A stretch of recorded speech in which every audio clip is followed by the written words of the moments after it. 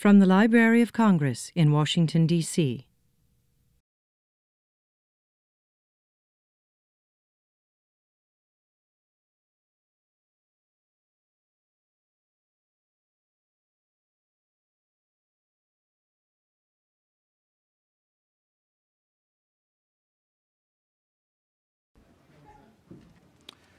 Well, good evening and welcome to the Library of Congress.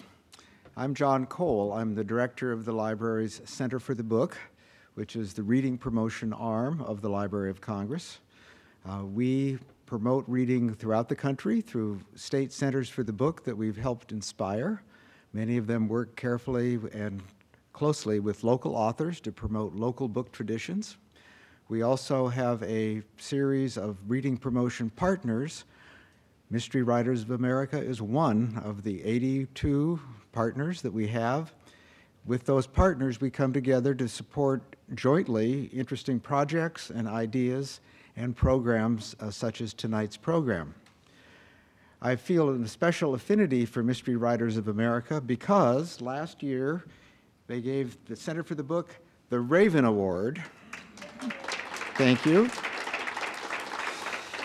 I'm going to introduce in a moment Ellen Crosby, who was our liaison with Mystery Writers of America and was the one who I have a feeling was really behind this award, which took place in New York in May. And I was thinking that maybe we should reenact this again, Ellen, but on second thought, I think just bringing it out is enough of a reminder. All of the Center for the Book's programs and our talks are really filmed for later showing, webcast showing, on the Center for the Book's website as well as on the library's website. And tonight we will have time for some questions and answers, I hope, but we are obligated at the library to mention that if you choose to ask a question or to respond to a question from the floor, that this is really you're giving us permission for you to be part of our website. Now, we've never had any trouble with this in the past, but we still are, we're a pretty conservative group at the Library of Congress, so we try to issue that particular warning. The Center for the Book has a key role to play in the National Book Festival each year. We've just completed our 8th book festival. It was a wonderful event brought to the Library of Congress 8 years ago by Laura Bush, and we are determined to hang on to this in ways that we're not sure of yet. But the good sign is that Dr. James Billington, the Librarian of Congress, after this last book festival, which was so successful, finally said the words, and that was, well, we are going to continue it. We're not certain how we're going to do it or with whom, but it's an important event for the library. We've had over 100,000 people on the National Mall, and it's also been a wonderful opportunity for me to learn about different genres, such as mysteries and thrillers. But also we have pavilions that relate to young people, to teens, to home and family, to try to get the cooking crowd in, and it's turned out to be quite a wonderful family event. And it too is filmed, and all of the talks are now up only a week later on the Library of Congress's website. So I refer you to that to get a good slice of American literature. And we've actually gone a little bit international this year with Alexander McCall Smith and some others, and I'm hoping that will be a future trend for us. Now, though, I would like to introduce Ellen, who is going to introduce tonight's program. I ask Ellen to give me a brief scenario of the books that she has coming out recently, and here it is. I wouldn't have said 4, Ellen, but this is very useful. Ellen is the author of 4 mystery novels, 3 in the Virginia Wine Country Mystery Series, most recently The Bordeaux Betrayal, and a standalone published in Britain, Moscow Nights. She also is, as I already mentioned, Mystery Writers of America's liaison with the Center for the Book. Before writing mysteries, she worked as a freelance reporter for the Washington Post and as the Moscow correspondent for ABC Radio News. I asked her to introduce Barbara and Rob. Otherwise, she says she'd be home with her computer finishing her 4th wine country book, which is due pretty soon. And I would like to think that missing the debates might have had something to do with this decision as well. It's my pleasure to bring up Ellen Crosby. Ellen?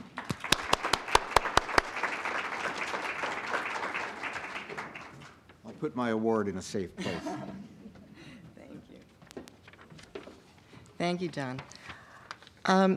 This weekend at the 39th Annual BoucherCon Mystery Conference in Baltimore, Barbara Peters and Robert Rosenwald will receive a Lifetime Achievement Award, one of the highest honors the conference bestows on a couple who are the closest thing we've got to mystery royalty in the bookselling and book publishing world.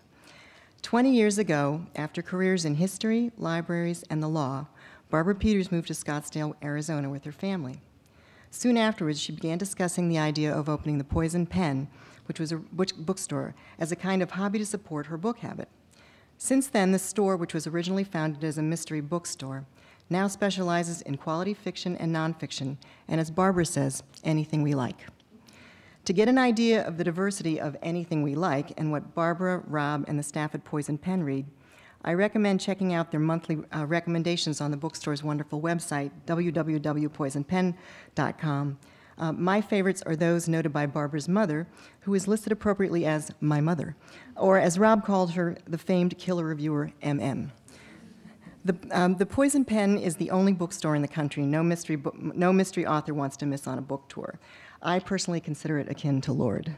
But it's the opportunity to spend an evening chatting with Barbara and listening to her witty and occasionally hilarious stories about the books she's read and the authors she's met is unparalleled. And believe me, she knows all of us and all about us.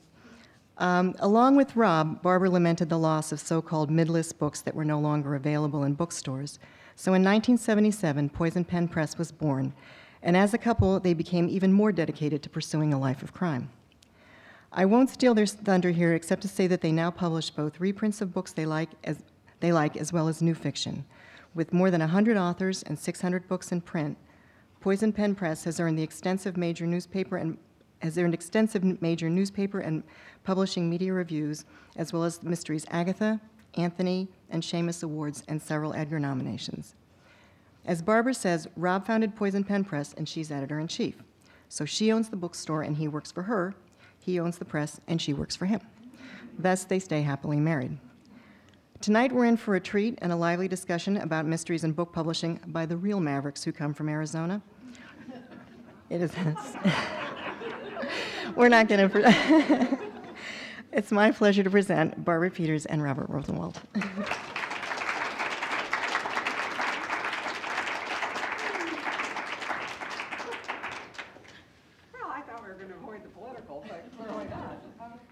Thank you very much. We were actually thinking that we were going to be talking more about the future of publishing. So here's the deal. Since that's what we kind of prepared, why don't we talk for a while, and then we're going to open up for questions for those of you who are mystery writers who might want to be more specific.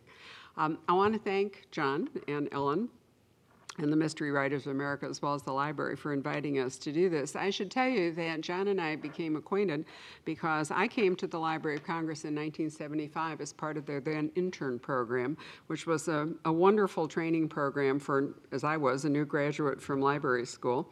It was a time of terrific excitement at the libraries when Dr. Boorstin was just coming in to take over from Quincy Mumford. And there were many revolutions going on, including under the direction of William Welch, who was truly a wonderful and feared person, at least by me, other interns. The closing of the card catalog and the adapting of technology to take the library into the modern age. And I remember Mr. Welch. I was sitting, the Supreme Court once had a real restaurant where a lot of us went to eat. And I remember sitting outside the Supreme Court one day on the lawn, and Mr. Welch came by. This was maybe 4 months into the intern program.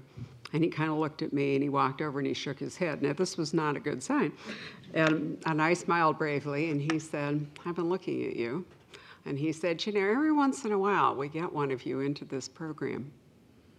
You don't really want to do the work. You just want to think about how we get it done." He was being nice. It wasn't ugly. Because what he was really saying was something I already knew. My friend Sue Grafton is fond of telling people that she doesn't play well with others, and that's why we're kindred spirits. And it's really true. I am not a group player, and probably working inside an institution, which John has already characterized to you tonight as conservative, was not my natural home. So William Welch, I thought, in that moment sort of characterized for me the idea that maybe I would do more good work for the book world in another environment.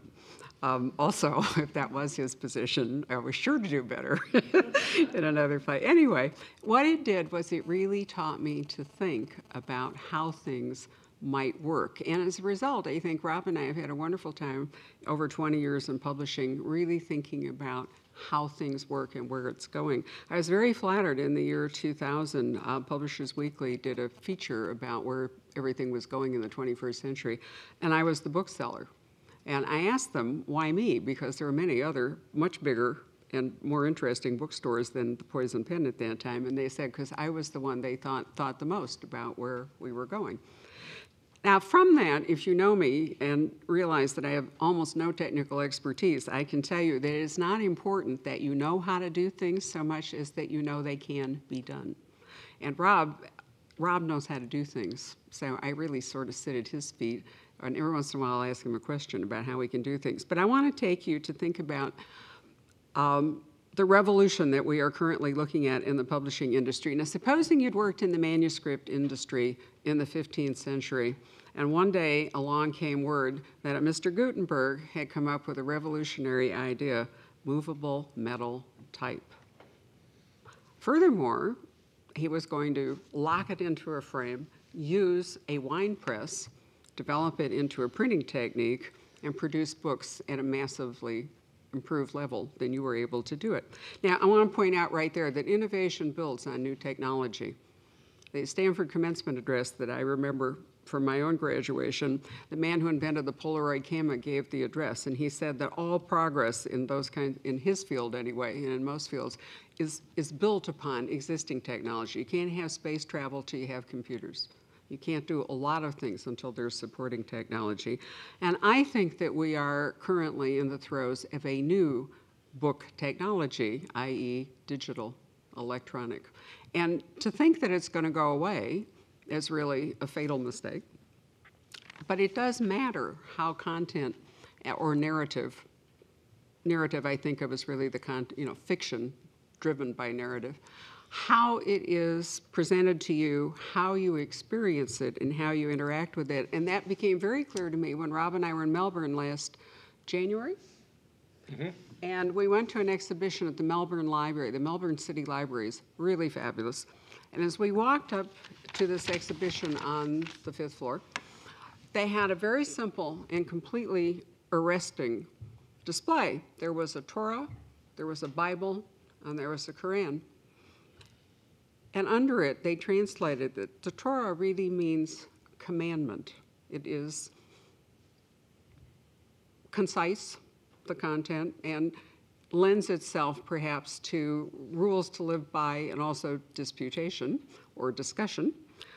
The Bible, from the Latin Biblia, is to read, and the contents of it are really, if you think about it, testaments, witness statements, so to speak, something that you can follow along. But you read a Bible, it's a much more private, much more personal act. Quran actually means recitation. And the Quran is a collection of things, but it is designed to be read aloud, which is a different way to experience it. Any of you who think about that will realize that those religions, how you practice them, how you live them, how they've developed, really relates to the way the message is delivered. I thought it was a wonderful moment, and for any of you who know the works of James Rollins, who I think is really a very interesting writer, he and I had this wonderful evening this spring when I pointed this out to him, and I could see wheels whirring, and he was going to write a new thriller. But I do think that electronic, digital, reading online, all of this is going to change the way people read. I think every book has three forms. There is the ideal, the platonic, if you like, which is the book in the author's head. Those of you who are authors will know that, it's nothing more exciting than to start a new book, right? Because it's perfect. It's absolutely perfect. It's up there in your head. Then there is the actual book. That's the one you end up writing that gets published, which is not necessarily the book that was in your head, but the best that one can do.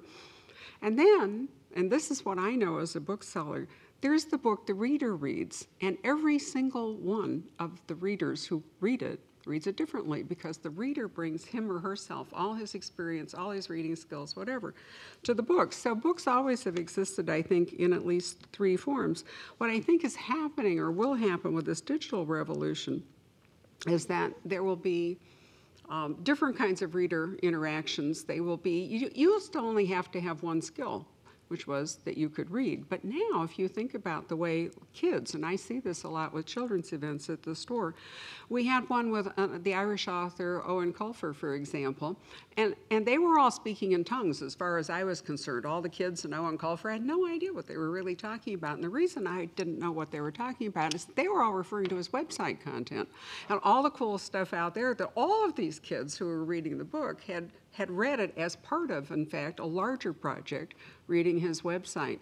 If you've looked at a new project called the 39 Clues, there are going to be 10 books. Each one will have a clue. There are playing cards, decks of cards that will also provide clues. There are online games. And at the end, the kids who are able to assemble all 39 clues are going to get some kind of prizes or something. So in other words, we're now looking at reading is not just book-related, but all kinds of other stuff. And the way the content is delivered in those different forms, I think, greatly impacts the whole experience that the reader is going to have. I don't think that this new idea, and Rob will discuss it with you a little more, will work so well in fiction. And I say that because my experience with writers of fiction is that they don't view it as a group activity. While you might build a Wikipedia online with multiple contributions, I don't think that most writers of fiction want to give up being God in their books and are not going to welcome input. But maybe not. Maybe there will be examples. Rob and I disagree on that. He's much more of a techie than I am, and he thinks that this is a whole new world, and I'm going, I don't think so, at least not in fiction. But do you know that fiction is really only about 25% of what's published? And does that therefore imply that fiction, if it sticks to the more traditional, the more linear progress of development of a book and its publication and interaction, will become much more niche, much more specialized? Jonathan Karp, who was the editor-in-chief at Random House and now has his own imprint 12 books at Hachette, has said that he thinks that people who have been reading genre fiction or genre fiction will go away, which I don't think is true at all. See, I think you guys, mystery readers, are truly hardcore. I didn't see you giving up this addiction in order to go into some brave new world, but I thought it was interesting that he did. So I think that the three big questions that are facing all of us, whether you're a book publisher, newspapers even more so, magazine publisher. Stephen Hunter and I just did a program together at the Walter Cronkite School for Journalism at Arizona State University in Phoenix, and we both said walking in, we wonder why this school is here, because the way newspaper industry is going, is there in fact any reason to be a graduate of the Cronkite School? Stephen took a more despairing view than I, but I think what we're looking at is the 3 areas that need solution. Publishing is one. How are books going to get published? Is it going to be the traditional process? Are books going to be published serially? Are they going to be published online? Are they going to be published in all kinds of fashion? Second is editorial. One of the disadvantages of the internet is that what has validity? If you Google something, how do you know which of the various responses that come up is even worth your looking at? You don't know. Wikipedia, I like to think, has some validity because with multiple editing, perhaps it all gets right. I think that readers are going to be far more desperate for readers' advisory, at least when it comes to fiction, in order to figure out in that giant blob of stuff that's occurring what might be worth it for them. But for authors, I think that and publishers, the really critical question is going to be, how are we going to get paid for doing this? With the possibility, if you look at the movie industry, with the possibility of digital rights, this wonderful word, digital rights management. In other words, if your stuff is thrown up online for free, how are you going to be able to support being a writer? I often ask people, if you've seen the movie Amadeus, what was the central question of Mozart's professional life? It was, how is he going to get paid? And he without royalty, without copyright, without all that. He was forced to try to look for patrons. If you're a writer today at the moment protected by copyright, Too Many Notes, Mr. Mozart is not going to be part of your existence. But what if, in fact, you're forced to go back to that because otherwise your work becomes available free? I think the music industry has not yet grappled with this whole problem. Newspapers haven't grappled with the whole problem. Publishers are being driven into a technique, I think, major publishers anyway, of blockbusters. They are so, because they're overpaying or guessing on so many things at the moment, there's a constant search for a blockbuster book to try to recover it. And that's really bad news for readers, because what that means is there are going to be fewer and fewer books published. If you think about it, the most efficient publishing company there could be, one author, one book, one retail outlet. We're actually sort of heading in that direction in one sense, even though it's proliferating wildly in others. So it isn't any different for mystery writers than all the rest of us, and that's more or less what I had to say. Did I get my 10 minutes? Did I do it? See how amicable we are? We work together and live together 20 years. Well, I do need to correct one minor thing. Well, actually, we've been publishing for a little over 11. We started Poisoned Pen Press in 97, not 77. But the bookstore we started, and we've been thinking about working with books for something over 20 years now. I agree with almost everything Barbara said. So I mean, we're not really taking different views. I have spent much of my life as a technophile. I happen to love technology, and it's just been one of my interests. In my thinking about this, there were a couple of, I did a little bit of work on Google. And a couple of very, very well thought out articles that I found that I'm going to rely upon heavily for some of the comments that I'm going to make one was a book publisher's manifesto for the 21st century by Sarah Lloyd, who is the director of digital media for Pan Macmillan. It's an article that she wrote for Library Trends, and it was reported in the digitallist.net. That's all one word with one L, thedigitalist.net. And I'll refer to this at the end also. And the other was a unified field theory of publishing in the networked era by Bob Stein at the Institute of the Future of the Book. And that website is www.futureofthebook.org. The role of the publisher traditionally involved acquisition, planning, editing, designing, art directing, copy editing, production management, distributing, selling, marketing, and promoting. That's sort of the old role. In the past, publishing has evolved fairly slowly, and text used to move in a very sort of linear fashion from the author to the reader, and the publisher's role was really very much of an intermediary. He was the filter, the custodian, the marketer, the distributor. And in the last 20 years, agents have largely taken over the role, publishers have relinquished the role of filter and custodian to agents. And the retailers have taken over large chunks of the marketing sales, if you look at Barnes & Noble and Costco and some of the things that they're doing. And what that's done is it's primarily left publishers with the jobs of production, storage, and distribution. The rise of the internet has really caused some major changes. Poisoned Pen Press, to a very large extent, we began Poisoned Pen Press in 1997, as I said, to a very large extent because the internet had come into force, and we were able to, we saw print-on-demand technology coming up. We saw the ability to do jobs more efficiently through using this technology.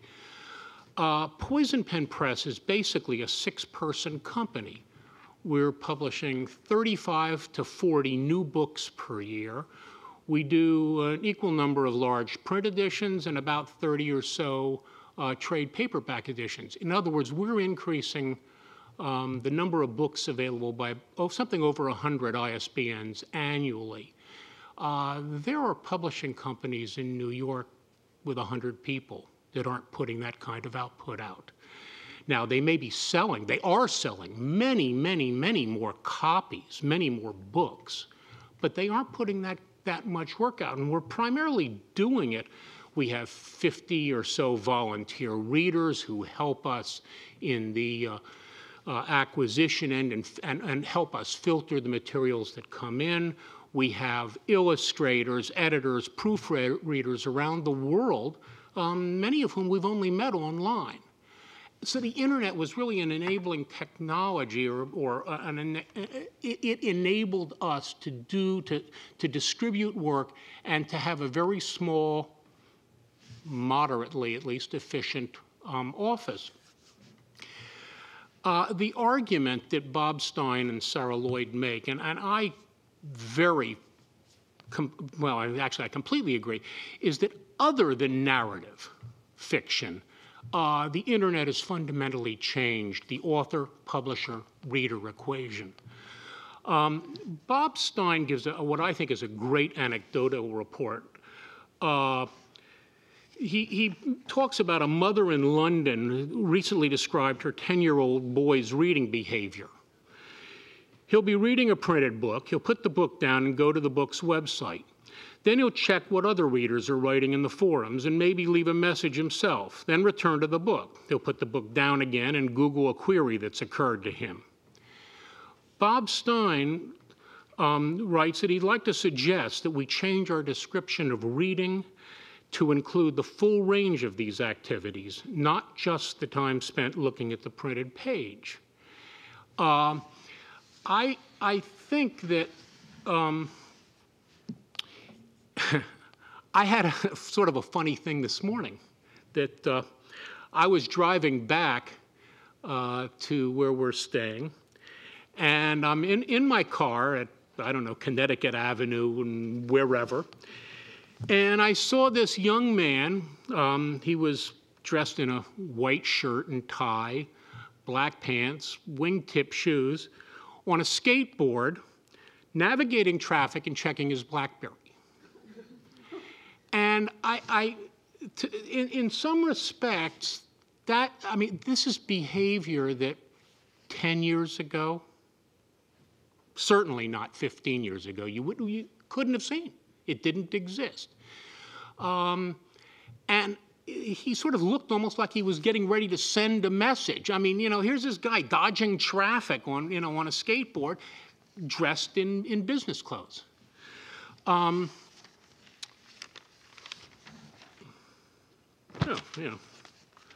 Okay. I'm going on with my notes. Bob Stein posits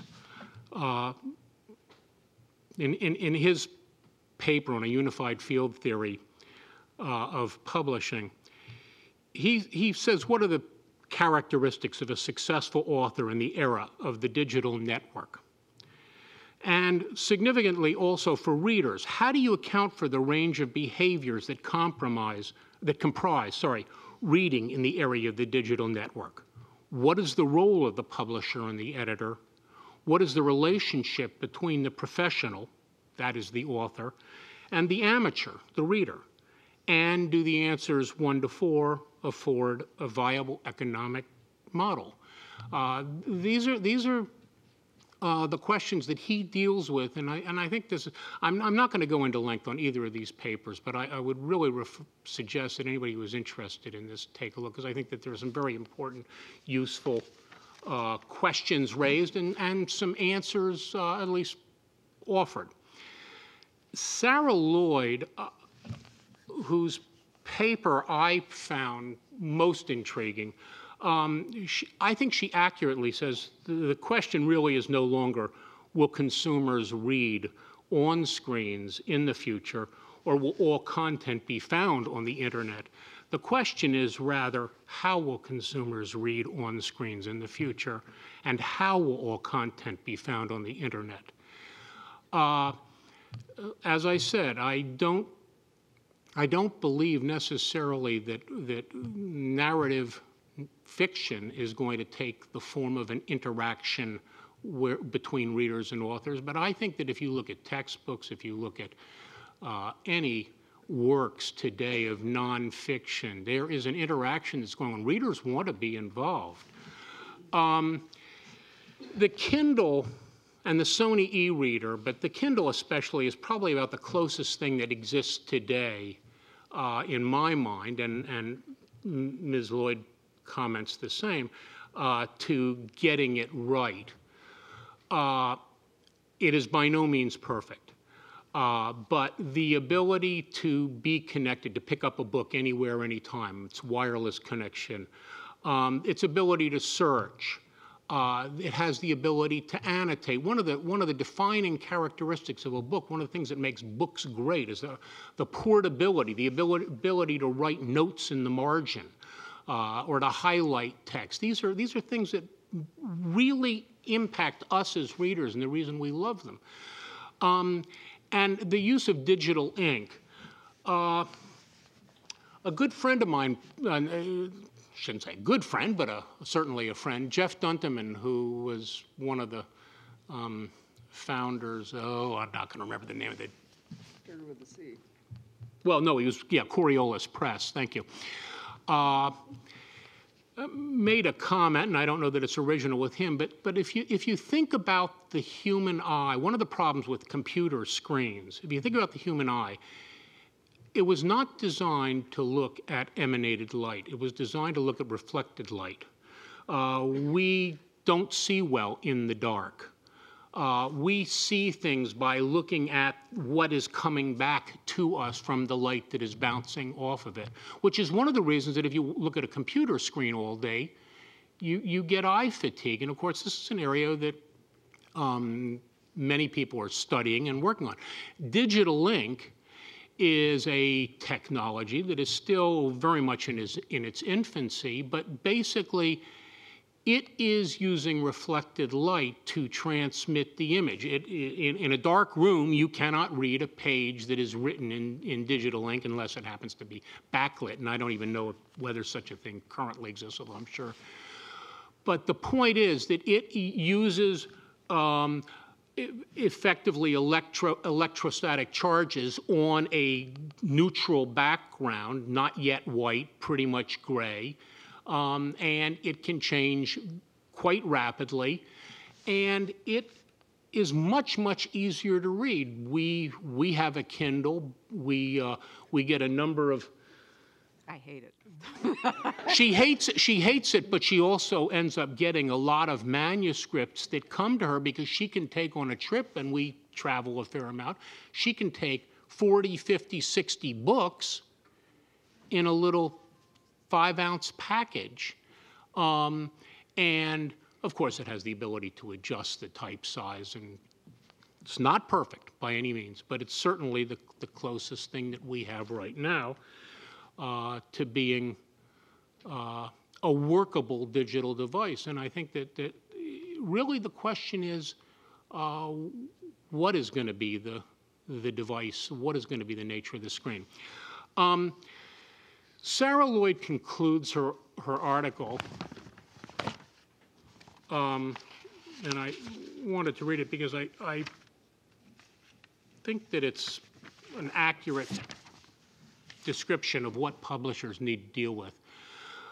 Publishers will need to view themselves as shapers and enablers rather than producers and distributors. To take a project rather than a product approach, and to embrace their position as merely a component element in a reader, writer, publisher circularity. They will need to embrace new business models, and they may even need to become media companies rather than publishing companies. They will need to understand and know and connect with their readers far better, and they will need to develop brands that hold the highest kudos for authors and imply brand values to consumers that appeal to readers around identifiable niches. Ultimately, they may need to ready themselves sooner rather than later for a fight to the death, not only with their current partners in the distribution chain, but also with non-traditional competitors who are rapidly devouring the space which has traditionally been reserved for them. Some of the points that she is referring to include things like World of War, a digital online game, 10 million people paying $15 a month to be part of creating this universe.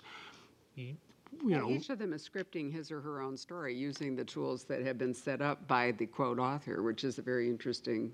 Yes, and absolutely. And publishers, I mean, Ms. Lloyd argues that publishers ultimately will need to create tools.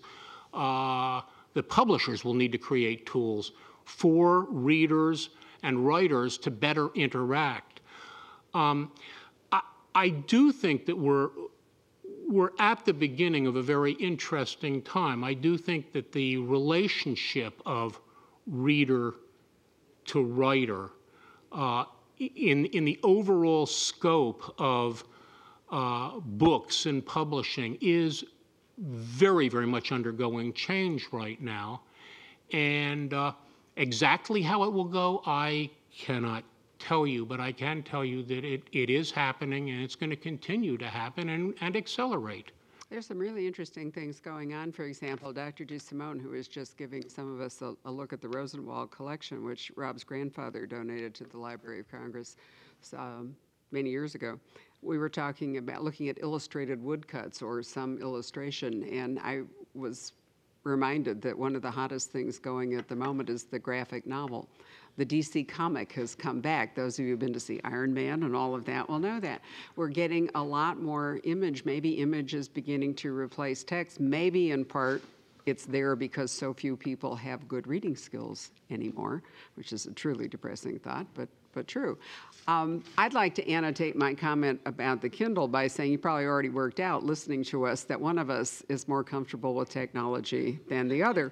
I hesitate to say geek, but geek he is. And in fact, he and my children are all geeks, and I frequently sit at the edge of the family table thinking, what are they saying? And it's very hard for me to keep up. But the reason I don't like the Kindle is I'm not comfortable navigating it. I don't know how to take annotations in the margins. When we travel, it's a portable electronic device, damn it, so you can't read it when the plane is not allowing you to do that. It demands electricity and batteries. And one of the things I think fascinating about this entire digital revolution is it presumes an unlimited supply of electricity. What happens when the world goes dark? If you don't have a book in your pocket and you were, where, in Galveston recently?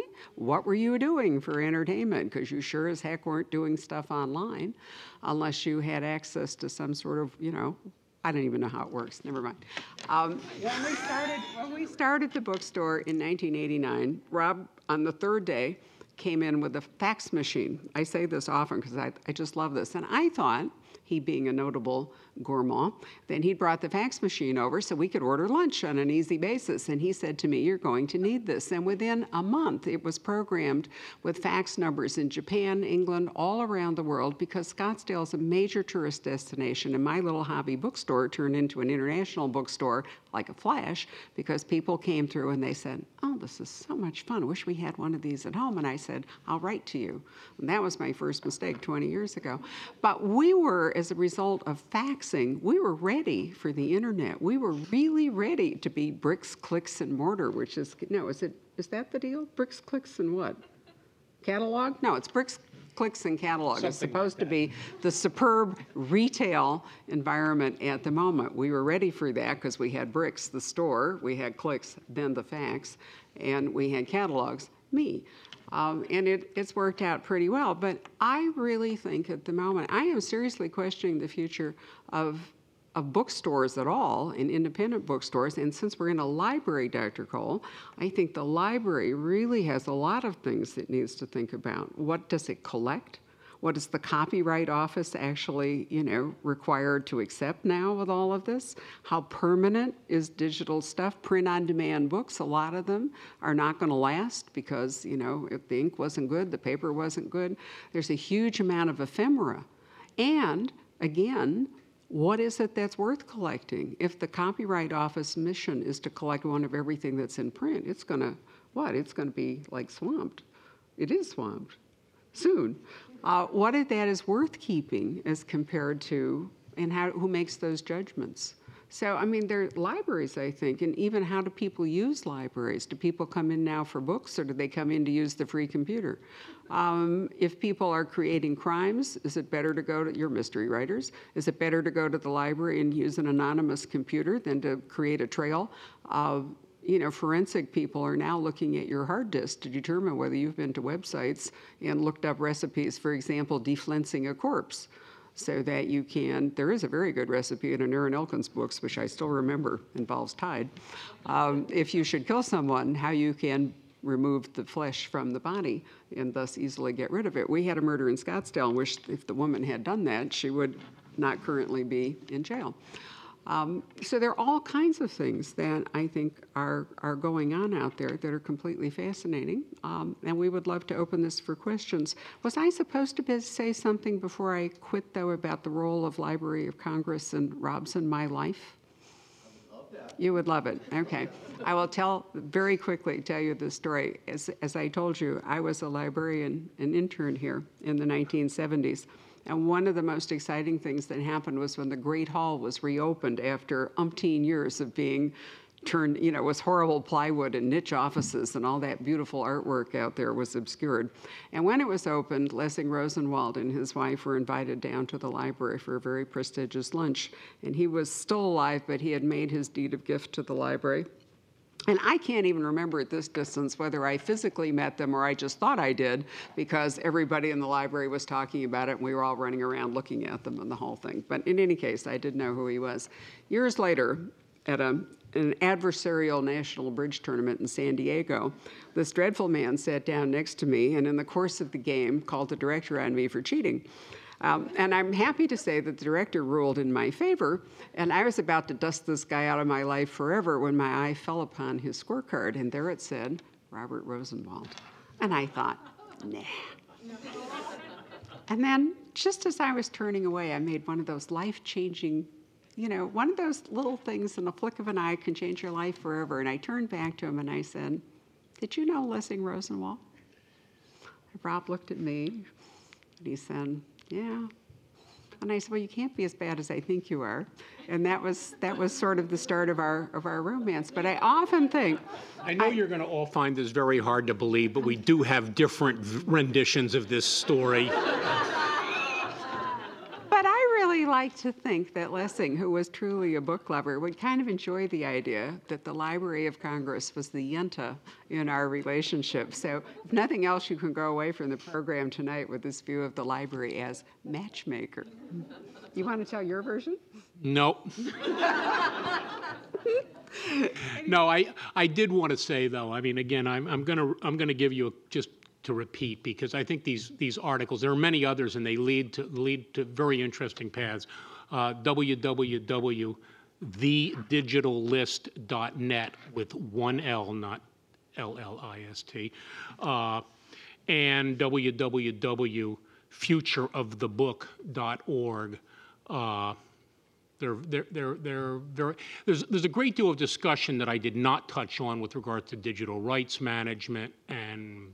Which is pretty important to authors. Well, yeah, but there's I'm not going to go into that. At any rate, there's a lot of useful information. I would strongly urge anyone who's interested in this subject, perhaps those are good starting places. And you might want to go to www.poisonedpen.com with the ED, where I see Dan Festerman out here in the audience. Dan and I are going up together, our interview, quite shortly. But Saturday night, Rob came in and did one of the hot things going in terms of trying to books to find authors is the use of video trailers. If any of you have been on Amazon, if you have been on various author websites, you will see that there is now a very big, 2-minute video trailer thing designed to trance people into books. And Tess Gerritsen and I were doing a program Saturday night at the Poisoned Pen, and Rob decided to turn it into a video. And it will shortly be available on our website. It's already available. It's already available. See how fast it is? And in fact, there are over 100 author interviews on that website, which generally touch upon some of the questions that we have talked about here. But Tess and I really did have, I think, a brief discussion. Her fears as an author about what her life as an author would be if payment, if that whole thing changes. Could she afford to be a full-time writer? Why would she be a full-time writer is perhaps another question. So if you want to pursue some of those, you could go there. We haven't really talked much about mystery, and since that might be a subject of interest to you, do any of you have questions you would like to ask us about where we see mystery at the moment? No. Or anything else. Or anything else. Dan? I've got a question on with books going digital. In the line of narrative fiction, and what raises this question for me is I see my kids with their iPods, and now I have an iPod, and I see the way they buy music, and it strikes me it's very retro in a way because they're buying singles, and it's almost like in the 50s and the early 60s when a lot of kids basically brought home little 45s, and if you liked enough of the 45s of one artist, you might buy their album. And it occurred to me that I wonder if in marketing fiction digitally, if some publishers will start to serialize the way that fiction was marketed, novels were marketed in the very beginning in magazines. And I thought that they would say, okay, we'll give you a chapter. If you like that, you can buy another. And there's a lot of experimentation in this area. Okay. O'Reilly, in fact, has put out a model of basically you can get all of our books digitally, as much as you want, everything for a subscription fee. Yeah. Different publishers are experimenting in a lot of different ways. There is not, at this point in time, an absolute economic model that works or that makes sense, but there's a lot of experimentation that's going on. And again, those articles I mentioned will talk about some of these questions. Right, because I could foresee the day when, say, when the author now submits his proposal to get approved, maybe 3 chapters, I can see the publishers just saying, well, instead of us approving it, we'll put your proposal out there and see how many people bite. And if they want more chapters, you can write them for us. Well, you're assuming that, in fact, a publisher is needed. But, I mean, if you really want to go back, you can simply have the author becoming his or her own publisher. Yeah. I mean, actually getting a book produced today is a relatively inexpensive and easy thing to do. That is no longer strictly the function of a publisher. And the British author, crime writer John Baker, I just read something I printed it out. I've managed to lose my notes. In fact, I think it's in a copy of a Robert Parker book I just gave to someone in the audience. Hello, I'll get it back. Anyway, he said that he was writing a book that he thought really lent itself to serialization and online publishing, and so he wasn't even going to look for a publisher. He was simply going to put this book up bit by bit. If any of you were reading a couple weeks ago about Stephanie Meyer, who apparently sent out an early form of a new novel, and someone among that group that got a hold of that put it up on the internet for everyone to read. And Stephanie wrote a pretty impassioned statement about, she was going to discontinue the work. And, this was not only an invasion of her creative life, but a serious affect of her pocketbook, because she would get paid for that work. And, I mean, there are huge questions of boundaries here. And when we are there are various rules for various authors as a bookseller, for example. When we are doing, for example, we're going to be launching the new Clive Cussler on the 25th of November. It's a national launch. He's a best-selling author. And we will get books that will arrive in cartons, and they will have huge warning signs on them, do not open, do not sell, whatever it is before that date. And there's, in fact, a kind of policing system that tries to make sure that retailers don't break the line in order to, for example, we might outsell Barnes & Noble around the corner should we put the books out the night before. But does any of that apply on the internet? I mean, are those kinds of constraints in getting a book into the hands of readers going to apply for online stuff? I mean, it's so instantaneous. so I said, I'm really beginning to question the role of the bookstore in this, but increasingly the role of the publisher. It seems to me the best value for a publisher is A, that editorial thing. If a book has been through an editorial process, it's always going to be a better book, in my opinion, because I don't care how good a writer you are going to be blind to some of the things that are wrong in your book. And if in fact publishers can create brands or imprints, because they used to have them before conglomerates, Alfred A. Knopf actually meant something. Yeah, the imprimatur is probably the strongest thing that a publisher will end up bringing. That and distribution still will matter, but the imprimatur is critically important, I think. Right. And as an author, if you're going to suddenly become your own publisher or your own marketer, how much time do you then have to write? We used to have a little art gallery next to the Poisoned Pen. Every year it had a new artist. And every year they would come in and say in September when the selling season started, I don't see any reason to be paying an art gallery to sell my work and losing my 15 or 20% commission. I'm going to sit here and sell it myself. And you know what? By May every year, they had been running a retail business and not making any art, and they were out.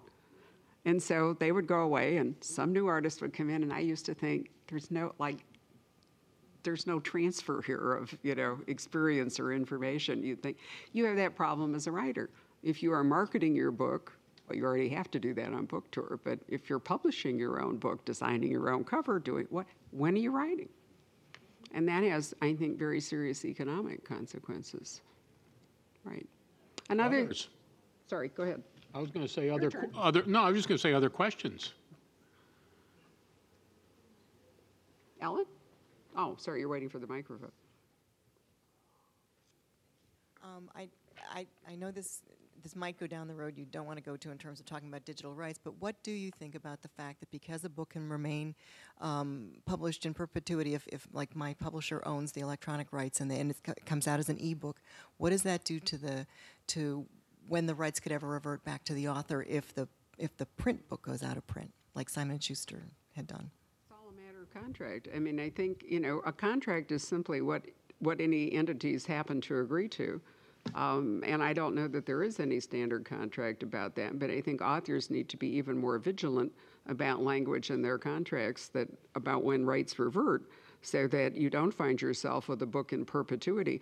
Harlequin, if you noticed, I had this discussion with Ted, and with Tess Gerritsen the other night, and certainly Nora Roberts would be a classic.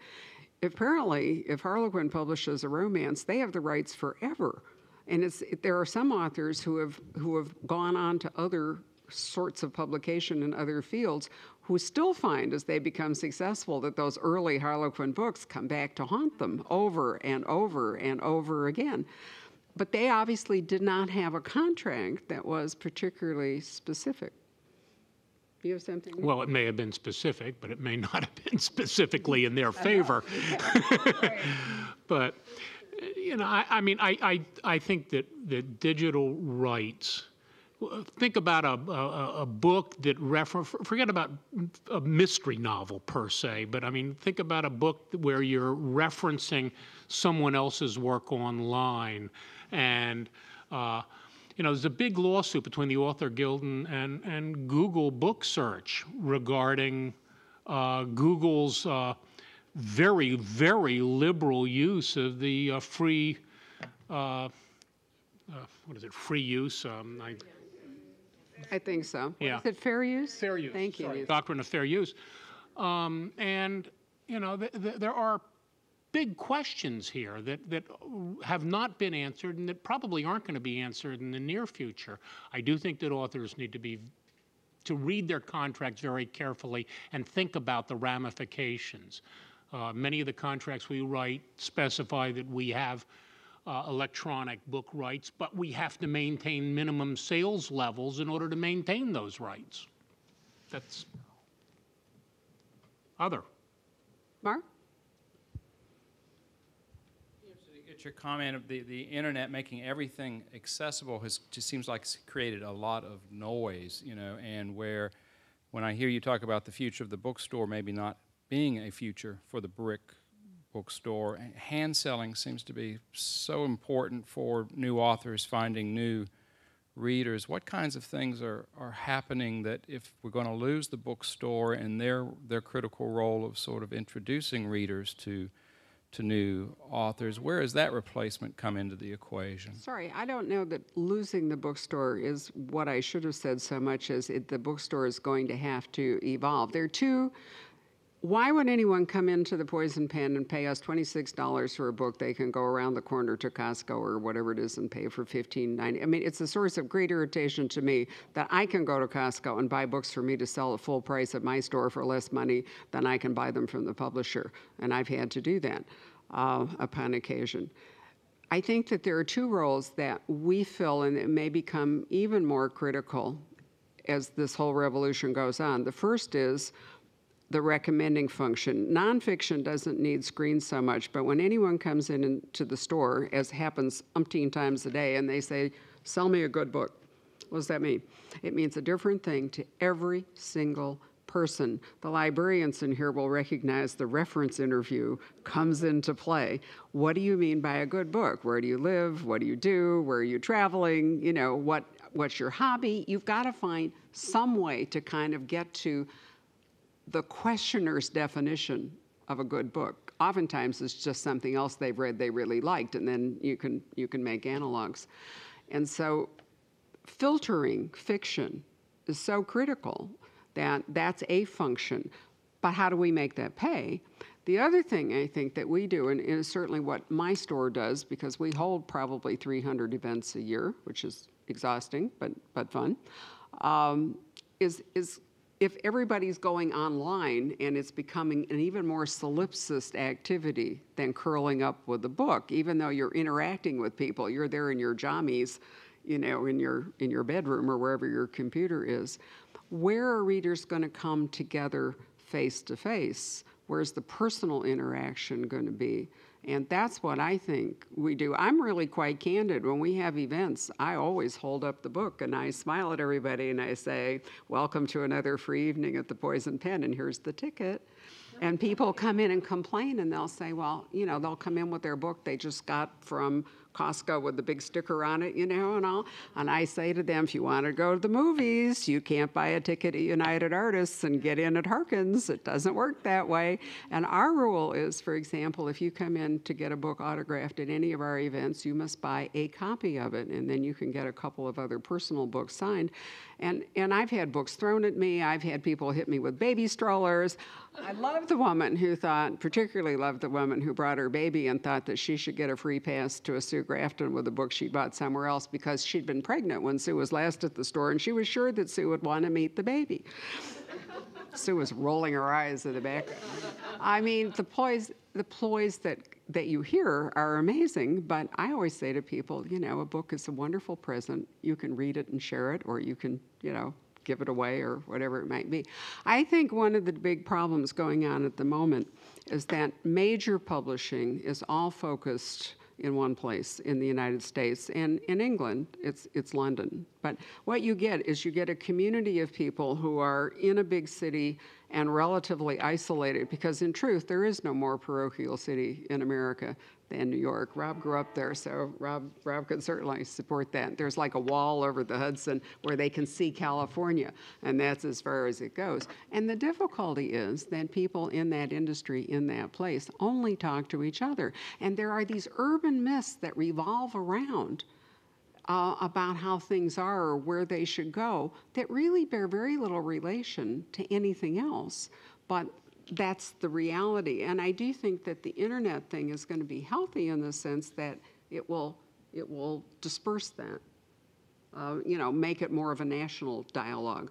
There are many more regional books. It used to be that most books were going to be about New York or Los Angeles, at least in crime fiction. And now, your own books, for example, are wonderful about North Carolina. You've written about Gainsborough, your new book's about Asheville.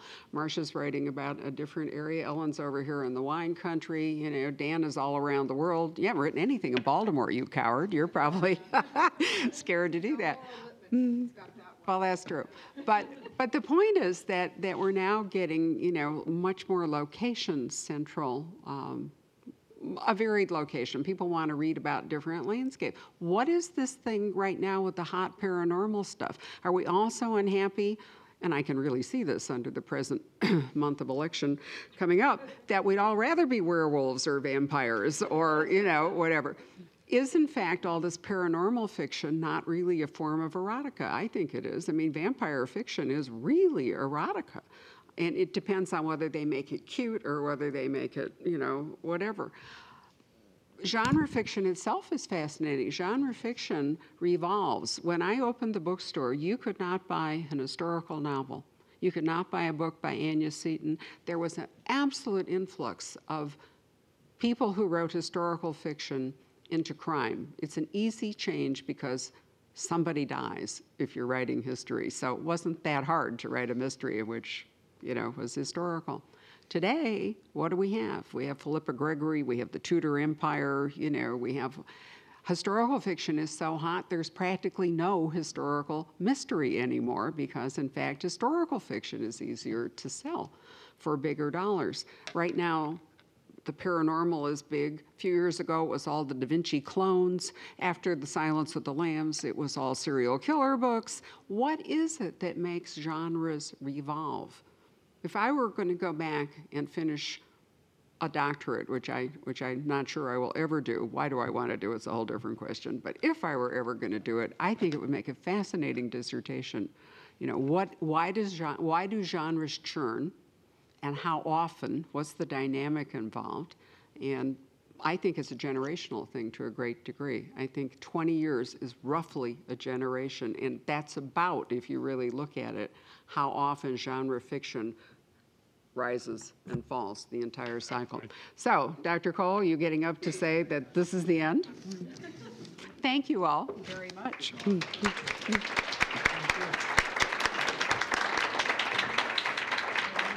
Well, one of the nice things about us never quite figuring out what Barbara and Rob were going to talk about meant that they talked about everything, and we got the benefit of their knowledge in all of these fields and also a nice, wonderful sense of how they operate together. Now, Barbara, I really like that story about the history of the Library of Congress. As you know, if it brought the two of you together, that will open up another chapter in my next book about the Library of Congress.